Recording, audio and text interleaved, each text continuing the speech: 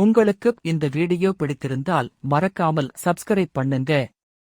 வாங்க வீடியோக்குள்ள போகலாம். The power of positive thinking மிகவும் விரிவான தமிழ் சுருக்கம். நோர்மன் வின்சென்ட் பீல் எழுதியது. புத்தகத்தின் முழுமையான விளக்கம். The power of positive thinking என்பது வெற்றி, மகிழ்ச்சி மற்றும் மன அமைதியை பெற நேர்மறை சிந்தனை முக்கியம் என்பதை கூறும் உன்னதமான புத்தகம். தன்னம்பிக்கை, நம்பிக்கை, கடினமான சூழ்நிலைகளை சமாளிக்க மன உறுதி போன்றவை புத்தகத்தின் அடிப்படை கருப்பொருள்கள். 1. தன்னம்பிக்கையின் சக்தி. The power of believing in yourself. சோகஸ்மைலி. தன்னம்பிக்கை இல்லாமல் வெற்றி சாத்தியம் இல்லை. நீங்கள் உங்களிடம் உள்ள திறமைகளை நம்ப வேண்டும். நீங்கள் சாதிக்க முடியும் என்ற எண்ணம் உங்கள் செயல்களை தூண்டும். நடைமுறை வழிமுறை. 1. உங்கள் முன்னேற்றங்களை பதிவு செய்ய ஒரு குறிப்பேடு வைத்துக் கொள்ளுங்கள். 2. தினமும் நேர்மறை உறுதிமொழிகளை பாசிட்டிவ் அஃபர்மேஷன்ஸ் கூறுங்கள். உதாரணம், நான் வெற்றியடைவேன், எனக்கு தேவையான சக்தி இருக்கிறது. 2. மன அமைதி மற்றும் சாந்தி. அட்டெய்னிங் இன்னர் பீஸ். சோகஸ்மைலி. மன அமைதி இல்லாமல் எந்தவொரு பணியிலும் சிறந்த முடிவுகளை பெற முடியாது. மன அமைதி மூலம் நீங்கள் உங்கள் வாழ்க்கையை தெளிவாக திட்டமிடலாம். தினமும் பிரார்த்தனை, தியானம் அல்லது யோகா போன்ற செயல்களில் ஈடுபடுங்கள். பயிற்சி. தினமும் அதிகாலை 5 நிமிடம் அமைதியாக அமர்ந்து மூச்சை கவனியுங்கள். உங்கள் எண்ணங்களை பத்திரமாக்க நன்றி, கிராட்டிடியூட் சிந்தனையை வளர்த்துக் கொள்ளுங்கள். 3. எதிர்மறை சிந்தனைகளை மாற்றுவது. Eliminating negative thoughts. சோகஸ்மைலி.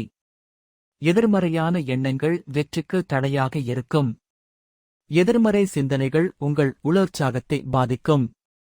அவற்றை மாற்ற திறமையான உரிமைகள் பாசிட்டிவ் அஃபர்மேஷன்ஸ் பயன்படுத்துங்கள். உதாரணம், நான் தோல்வியடைவேன், நான் முயற்சித்து வெற்றி பெறுவேன். இது சாத்தியமில்லை, இதற்கான வழிகளை கண்டுபிடிக்க முடியும். 4. தன்னம்பிக்கையை வளர்ப்பது. Boosting self confidence. சோகஸ்மைலி. கடந்த கால வெற்றிகளை நினைவுகூருங்கள். உங்கள் சிறிய சாதனைகளை கொண்டாடுங்கள்.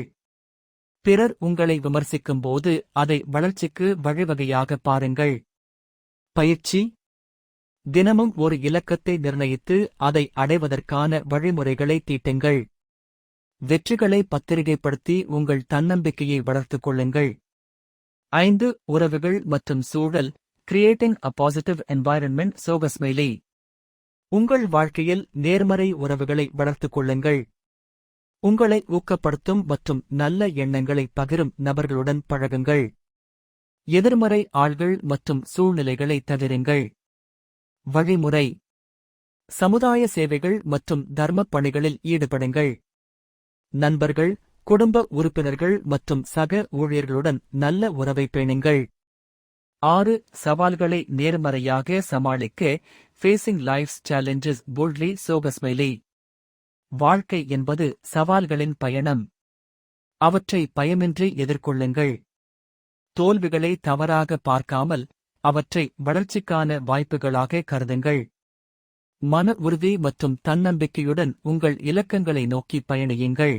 உதாரணம், எடிசன் ஆயிரக்கணக்கான முறைகள் தோல்வியடைந்த பிறகுதான் மின்விளக்கை கண்டுபிடித்தார். அவர் சொன்னார், நான் தோல்வியடையவில்லை, வேலை செய்யாத 1000 முறைகளை கண்டுபிடித்தேன். நோக்கங்கள் மற்றும் நடைமுறைகள். Actionable steps. சோகஸ்மைலி. வழிமுறை விளக்கம். தெளிவான இலக்கங்கள் அமைக்கவும் உங்கள் குறிக்கோள்களை எழுதுங்கள். தியானம் மற்றும் பிரார்த்தனை. மன அமைதி பெற தினமும் 10 நிமிடம் ஒதுக்கவும். நேர்மறை உறுதிமொழிகள். தினமும் உங்களை ஊக்கப்படுத்தும் சொற்களை கூறுங்கள். சவால்களை வாய்ப்புகளாக பாருங்கள். சிக்கல்களை பயமின்றி எதிர்கொள்ளுங்கள். உறவுகளை வளர்க்கவும் உங்களை ஊக்கப்படுத்தும் சூழல் உருவாக்குங்கள். தினசரி நன்றி குறிப்பு எழுதுங்கள். உங்களின் சிறிய வெற்றிகளை பதிவு செய்யுங்கள். முக்கிய செய்தி. நீங்கள் நினைப்பது போலவே உங்கள் வாழ்க்கை அமையும். நேர்மறை சிந்தனை உங்கள் வெற்றிக்கு வழிகாட்டும். தன்னம்பிக்கை மற்றும் மன அமைதி வாழ்க்கையின் சிறந்த சக்திகள். உங்கள் மனதை மாற்றினால் உங்கள் வாழ்க்கையும் மாறும். நேர்மறை சிந்தனையை வளர்க்க உதவும் பயிற்சிகள். நேர்மறை சிந்தனையை பாசிட்டிவ் திங்கிங் வளர்க்க உதவும் பயிற்சிகள். நேர்மறை சிந்தனை என்பது பிறரிடமிருந்து பெறக்கூடியது அல்ல, அது உங்களுக்குள் வளர்க்க வேண்டிய பழக்கம். மனதிற்குள் எதிர்மறை எண்ணங்களை மாற்றி வெற்றி மற்றும் மகிழ்ச்சியை அடைவதற்கான பயிற்சிகள் இவை. 1. தினசரி தியானம், டெய்லி மெடிடேஷன். சோகஸ்மைலி. நேரம், தினமும் 5 முதல் 10 வரை நிமிடங்கள். அமைதியான இடத்தில் அமர்ந்து உங்கள் மூச்சை கவனியுங்கள். எதிர்மறை எண்ணங்களை தவிர்த்து மன அமைதியை வளர்த்துக் கொள்ளுங்கள். நான் அமைதியாக இருக்கிறேன், எல்லாம் நன்றாக நடைபெறும் போன்ற உறுதிமொழிகளை மனதில் இறைவாக சொல்லுங்கள். 2. நன்றி கூறும் பழக்கம், கிராட்டிடியூட் பிராக்டிஸ். சோகஸ்மைலி. நேரம், தினமும் இரவில் 5 நிமிடங்கள். இன்று நடந்த 3 சிறந்த சம்பவங்களை எழுதுங்கள். சிறிய விஷயங்களுக்கு கூட நன்றி சொல்லுங்கள். இது உங்கள் மனதை எதிர்மறையிலிருந்து நேர்மறைக்கு மாற்றும். உதாரணம்: இன்று ஒரு நல்ல நண்பர் எனக்கு உதவி செய்தார்.